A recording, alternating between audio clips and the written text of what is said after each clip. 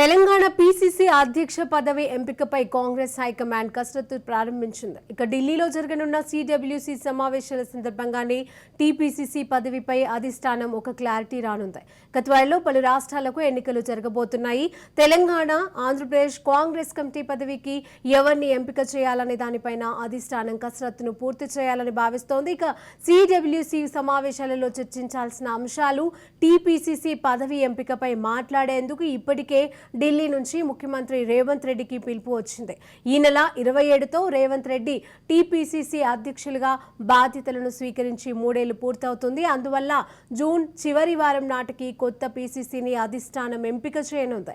ఇక ప్రస్తుతానికి టీపీసీసీ కోసం పలువురు సీనియర్ నాయకులు తమ శక్తికి మించిన ప్రయత్నాలు చేస్తున్నారు.